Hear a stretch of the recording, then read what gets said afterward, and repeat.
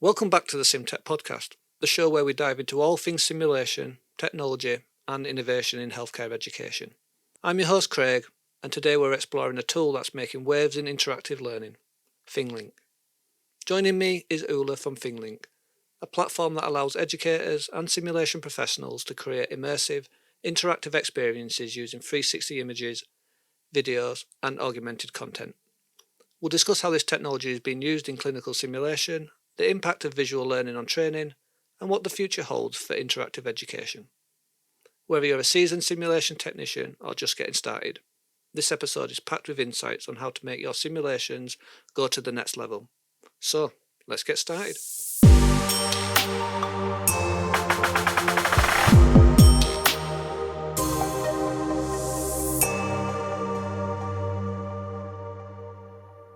Hello and welcome to another episode at the SimTech podcast. Today we're going to be doing a supplier showcase, and we're going to be doing it about a company called ThingLink. And I keep saying I wanting to say ThinkLink for some reason. It's hard to get it out. But to help me do this, I'm going to bring it in. Ulla, would you like to introduce yourself? Hello, and thank you so much for the invitation. So my name is Ulla Maria Koivula. I'm the founder and CEO of ThingLink. And as a founder, my role is really to try to help and articulate the meaning of our technology. And so that's what I'm going to try to do today as well. And what's your background, Ulla? How did you become to where you are today? You know, so I started ThingLink when I was a PhD student at the University of Helsinki Department of Education, and so it really started, and it was the beginning of the 2000s, and it was almost as exciting as it is now, like a big technology transformation happening, and I was really interested in how the new internet is going to shape up and how we're going to learn in the new internet. And I got it seemed obvious to me that it has to work in a very easy way, so that there should be a like huge digital layer on top of Mhm. the real world and everything we're consuming, and we should be able to kind of like touch the things we see and learn more about them. And that's was very like a Web 3 idea in the dawn of Web 2. That's how it Yeah, got the started. internet, it'll never catch on. It's never going to work. Um, how did you come up with the idea then? What sparked your imagination? So it was really about like converting or turning any environment into a learning environment, and like I built my kind of like the first experiment of this 18 years ago. It was actually in England. There was an exhibition, and it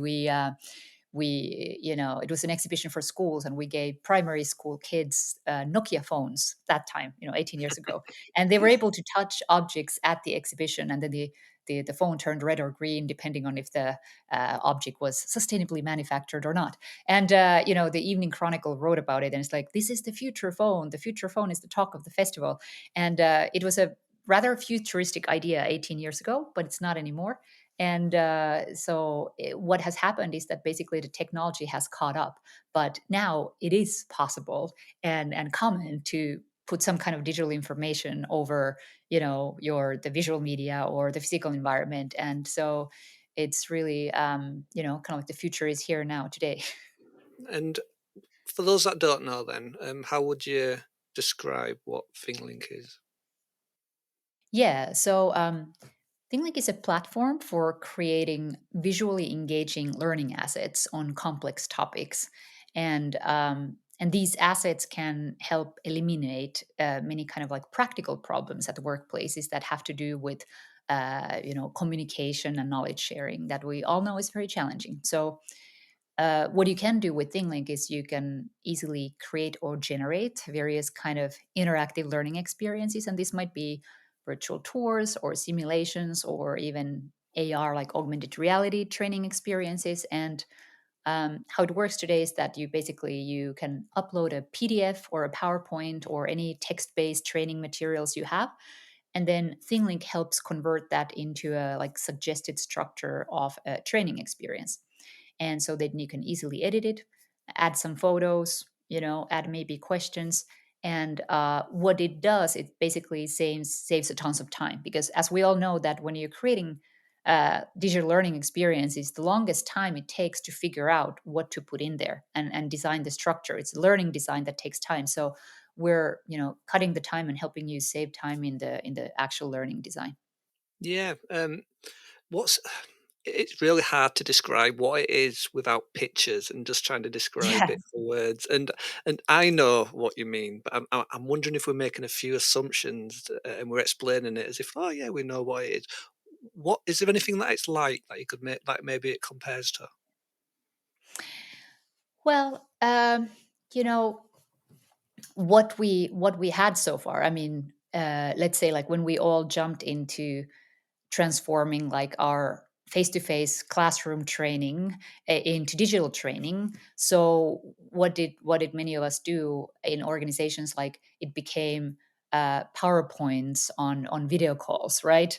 Or maybe some videos or etc. So this is kind of like the next step of digital education in the sense that what we know as a fact is that people learn best when they are in the context, in a real life context, and preferably in the presence of people who know this stuff better than them, right? So we're kind of like trying to replicate this kind of environment where you're not, instead of looking at PowerPoints, you're actually, for example, going through a 360 image or a 360 video of a real world environment. And then you can kind of like zoom into, let's say, if this is, for example, kind of like an onboarding to a hospital environment, so you can zoom into different devices, maybe you see some use instructions on top of these images, etc. So it's just like a very much more like intuitive digital learning experience, because you feel like you are in that environment yourself, and you can take action to learn more about what you see. Yeah, so it uses the what we call hotspots to interact with this 360 world. And that's Exactly. where, like virtual tours are a very common one out there that these kind of applications use. Exactly. So yes, it's literally it's adding a layer of informational links to any training materials that you would be creating, and then and at the other side of it is, of course, collecting the data about how people interact with these materials, because again, as we know, a lot of training in various kind of physical environments that have technical devices, that still relies on paper manuals. We know, like, and paper manuals are really hard to read, and they're not really user friendly in any way. And the other side of it is that we know very little about who reads these manuals, and do they work, do people understand what they're reading. So there is really very little data about it, and that's like a big black hole in a way. Like if you're trying to improve your organization and train people, so you don't really know what their existing knowledge. So we're trying to help convert these manuals into something more engaging, but at the same time give data about where they might not work and how you might want to improve them. Mm. And because it's it can be used for 360 video. Are you saying it can be used as a on a phone, an iPad, laptop, as well as like a virtual reality headset? Yes, and we believe that this is really essential. I mean, we are talking about, I mean, this is, if we want to support the digital transformation in an organization, it means that organizations have all kinds of platforms and technology and devices, and trying to transition into something more engaging and maybe contextual doesn't mean that everybody's going to have, for example, VR headsets from the day one. Maybe not even, maybe not at all. So it's really important. But some organizations, they do. And so it's really important that the assets that are created, that they would work on every platform. So you can, like, 99% of these, even like virtual trainings, are consumed on mobile phones. So they have to be mobile friendly. But then some organizations, they do want to invest in headsets. So it's I mean, it's a waste of time if you have to like recreate them to different platforms. So, like, our principle is that you create the training once, and then you can consume it on mobile, on VR headset, or even in like these immersive rooms that are now becoming really popular. In some cases, instead of VR headsets, like people prefer to be able to step into an immersive room within a small group, and then visit a place that they probably normally could not get access to. Yeah, so like I said, we had Generate on the podcast maybe a month ago, and they love having their rooms being interactive rather than just visual. So being able to touch the walls. So this is where your hotspots would appear. Exactly. Yeah. Exactly. What kind of use cases are we seeing then? That's quite popular with using for ThingLink. Well, there are typically two kinds of use cases, or what we are seeing, and the first one is simply onboarding, and meaning like helping people to become familiar with the environment that they're working in, and this can include spatial orientation, or starting from finding the right rooms and entrances, for example, to a facility, and then identifying the tools and the devices that are being used in them. And so this is a very common sense, practical use cases. And 360 images are really great for this. And it gives the basic information for everybody, who is starting a new job. And for example, if we, in healthcare, I just recently I saw a case study by it was a Care for Europe project initiated by the French Red Cross, and they were doing these kind of easy like virtual walkthroughs for various kind of clinical settings to make it easier for nursing students from abroad to fit into their like new clinical placements. And How easy then is so yeah. sorry, how easy is it to create something like that? Do you have to be technically gifted, or can maybe, a bog standard, just I want to say average. I don't know if that's the right type of Yeah, word. yeah. Someone that they might be able to work a phone or a laptop. Could they pick it up and figure out how to create a scenario? If that's the right word.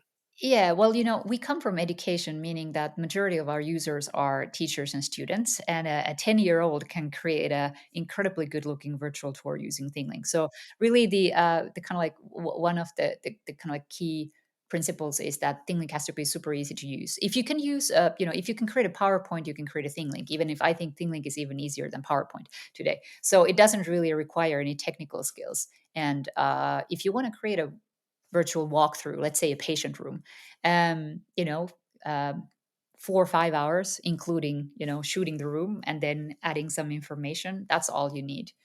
And this is really like the main use cases can be like very practical. Saves time, helps just communicate about the job, the work environment. The second use case is various kinds of simulations that give healthcare professionals opportunities to train analytical or communication skills in a meaningful context. And what I mean again, like by meaningful context, is that this is not just like an clumsy avatar in a in a 3D room, but this can be a real context, such as a patient room or laboratory or emergency room. So and so ThingLink VR experiences typically they're not, for example, how you conduct a surgery. It's about how you communicate about the surgery, for example, to a patient, or how to operate the surgery, the room, or etc.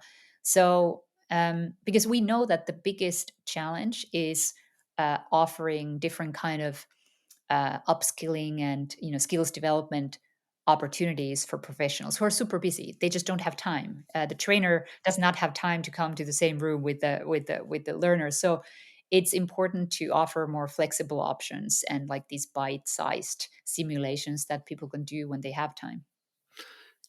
Can you give us an example of the second case study there? And I know you talked about it, and we kind of breezed over it. What would that actually look like then, being able to run a simulation?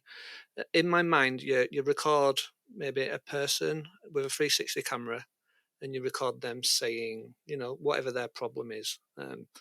How does the person then, who is what we'll call the participant, figure out how to communicate back to what is essentially a 360 video? Is that again using hotspots, maybe like pick a choice, ABC? So we a couple of years ago we launched a tool called Scenario Builder.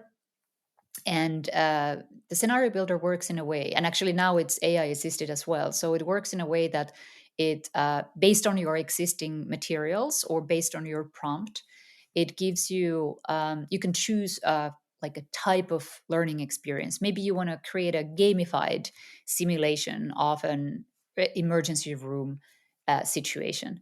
And so based on your materials, it suggests a framework, and it's kind of looks like a kind of like a tree where a tree of blocks where you can then see, question blocks. Maybe there are multiple questions or open questions. You can see placeholders for videos. You can see some additional material, and then basically you can just go and check if that looks okay. The structure is already pretty good based on your existing materials, and then you can finalize it and preview it. And so there can be hotspots in these videos and images, but typically it's more like an interactive flow where you observe a situation and then there might be questions about that situation and you have to answer correctly. Or let's say that depending on how you answer, the simulation might change accordingly, right? So it's Okay, so kind of it's like kind of you're like they're picking their own journey kind of thing going exactly. on.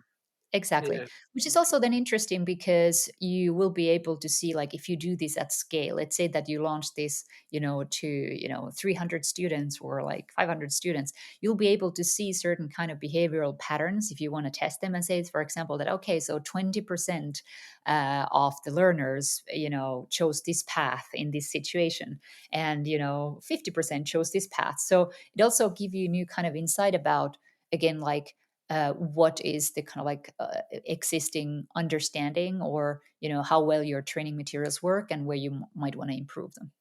Okay. And what kind of I'm trying to think about the accounts. All right. So if someone comes and gets a ThingLink account, does it always require the internet? Is the first question about that.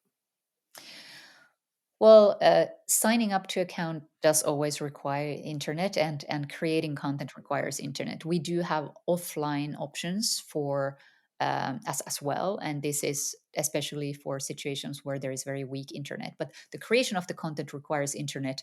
Viewing does not always require. So you can also view it offline. And if I wanted, maybe say, if I created a scenario today and I wanted someone in a different building to view that, would you just send them the link to the scenario, or would they have to install the app and things like that? They don't have to install anything, so you can share everything via a link, or you can also embed it to your LMS. So that's also really important that whatever is the ThingLink integrates really well with your existing learning infrastructure. So depending on whatever platform you're using to share materials, you can then embed ThingLink as part of that experience.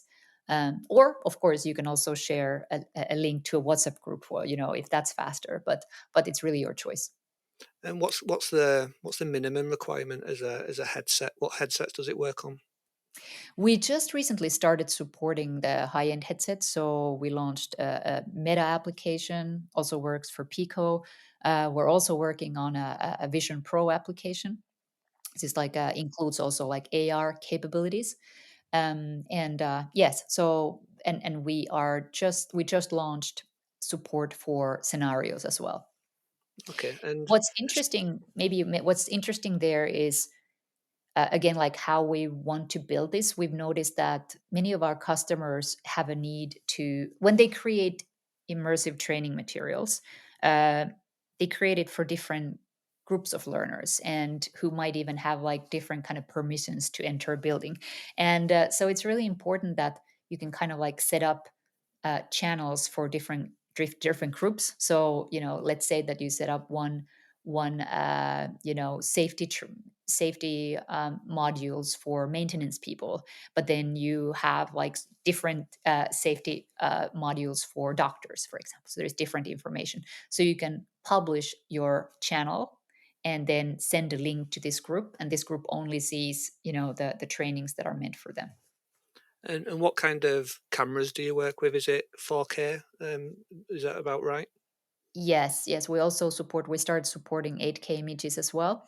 And but you can the nice thing is that you can use 360 camera, but you also can just use your phone and take panorama images. So we have something called Pano to 60 converter. So you can basically upload a panorama to ThingLink and it fills the top and the bottom and it converts into a spheric 360 image. So you don't necessarily have to buy anything, any new equipment. The panorama are pretty good already for like spatial orientation, and so that's why it's pretty quickly to create these experiences. What kind of feedback are you getting off the people that have been using ThingLink? Well, um, I guess like one of the kind of feedback we're getting is people are really happy how it saves time, and like there are a lot of people who want to use these kinds of learning experiences, but everybody's just so busy that it's really hard to find time to create. And now, like, finally, they can get started pretty fast. And when it's not like a matter of like working on a module for days, but it's rather like some hours. It's a whole game changer. So what it does also is that simulations used to be I mean, if you had a couple of simulations that you run, for your team per year, that's great. But this basically brings simulations as a mainstream training option. And that's like one of the feedback that we recently got, that this is really great, and now we can do this so much faster. Where do you, because of, like you say, we spoke a little bit of it offline already. Things are developing so fast, especially in this space. How are you trying to keep up? I mean, where do you see yourself in 5, 10 years time? I mean, what's the vision? The 5-10 years is it's definitely, that's a long time to think about. But uh, one thing that we do is that we have made sure that we are development partners for with a lot of the large platforms. So whenever new language models or services are released, we are among the first one to try them out and integrate them to ThingLink. um, we do see that it's like, for example, currently all our existing AI applications are helping the creation side of the, and we're thinking at the moment that, okay, how we can in the future support the learning experience as well. Like, will people, for example, want to bring their own tutors to ThingLink, and should we allow them to bring their own tutors? That seems like a very likely scenario. But we're looking at these kind of things, and we're actively participating the different conferences organized by Apple and Google and Microsoft, obviously, to keep up and to see what's possible. So maybe the hardest question of all: how much does it cost? Well, it costs very little per learner. I mean, if we talk about organizational licenses, and it doesn't cost anything to try it out. So that's what I was also telling, that if you have an idea that, hey, I'd like to try something like this in my organization, but I'm not really sure if I get the budget, or I'm not sure if how people feel about it, you can always email us and just say like, hey, can I do a trial? Can I do a pilot and see how this goes, and how people react to it? So that's always possible, and we really encourage doing it. And then from then, it's like we typically do like a quick discovery call and see like, okay, is this like just like a small project where you might want to do like explore simulations for a small group of people, so not very expensive, or is this actually like a huge digital transformation project where you want to you know uh, you know convert like hundreds of technical trainings into something more engaging and visual? And then in that case, we might even work with like a larger consultancy like Accenture. So it really depends. Is it a license or a one-off? It is licensed. There is for educators, for teachers, you can get a self-service license. It's $60. What is it in pounds? Maybe It's not 50 far off. pounds. Yeah, yeah, and you can basically already get started and create materials and test it out. So it's really easy to get started. And then organization license, obviously, then it helps integrate with your existing infrastructure and SSO, and make sure that you don't have to specific, if you want to collect data about the learners, they don't have to separately sign in when they're maybe signing in already through the LMS. Yeah. Are you working with anyone? Have you got any partnerships, or who would you like to work with in the future? Well, we develop our the new features always in conversation and dialogue with our users. So we're always looking to work with innovators within different organizations. I was really impressed. I was visiting NHS England this week, and there was a showcase event, and I was like just really really impressed to see different kind of use cases and examples. And So we're like super happy to work with innovators who want to try something new.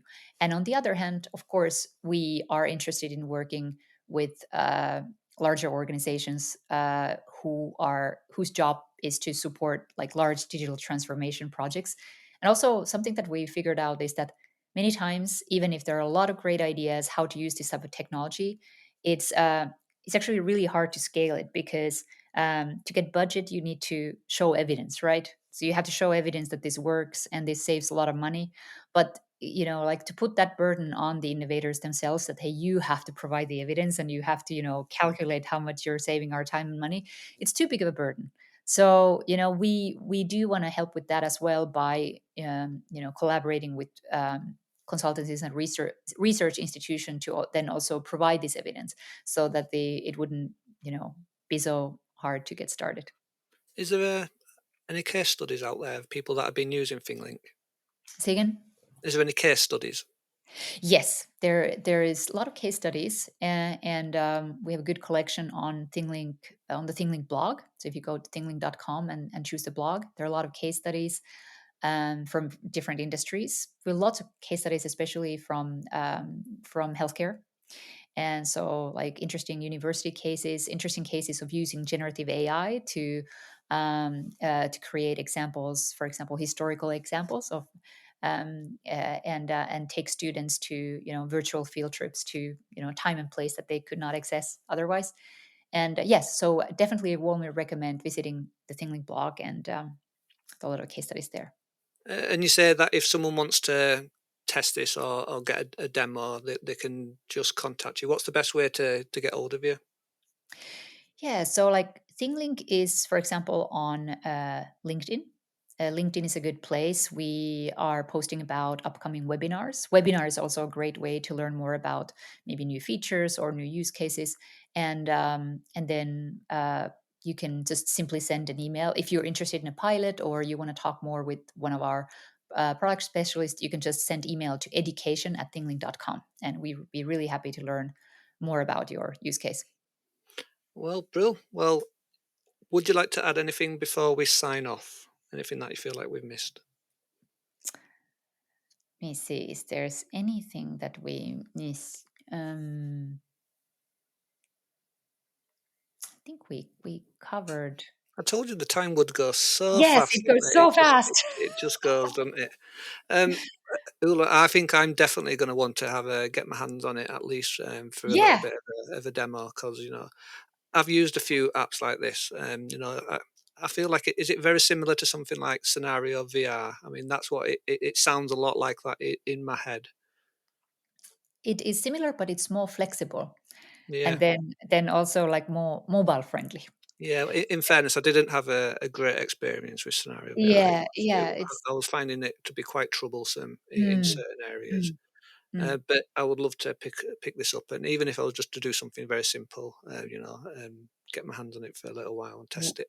We will set you up with an account so that you can test it out and try. And happy to, for example, if you want to have like a 30-minute call with for example, Andreas from our team or Louise who is in the UK, she'd be happy to show some examples and just give you Yeah, access so you can try it out. brilliant. Yeah, because I'd like to do a little review and Yeah.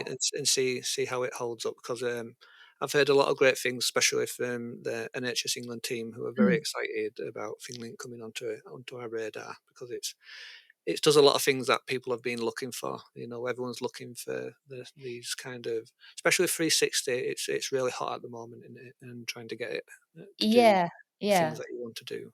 Exactly. And sometimes when I'm thinking like talking about ThingLink, I'm like, is this too simple? Is this too obvious? And because we're just like really solving like a very, very, very basic practical problems. It's like, how does this work? Or But where should I isn't go? that it? I But mean, don't you want to keep it simple? yeah, yeah, It was yeah, too yeah. confusing and too Yeah, complicated. exactly. And it's like, it's and that's why I don't really, even if there are a lot of innovative ideas and but typically organizations just really need to start with the basics and then, all the fancy stuff is like, nope, we don't have budget. Yeah, but You can do even that if later. if they get their hands on it and it's too Yeah, complicated, they'll exactly. they'll Yeah. look at it for 5 minutes and it'll put Yeah. them off, will it? Yeah. That's the problem. Yeah. So if it's nice and simple and easy and does what it says on the tin, you can't go Mm, too far wrong, can you? All mm. right, Ulla, well, thank you very much for your time today. It's been great chatting with you. And that's a wrap on this episode of the SimTech podcast. A huge thank you to Ulla from ThingLink for joining me today and sharing how interactive and immersive technologies are shaping the future of simulation-based education.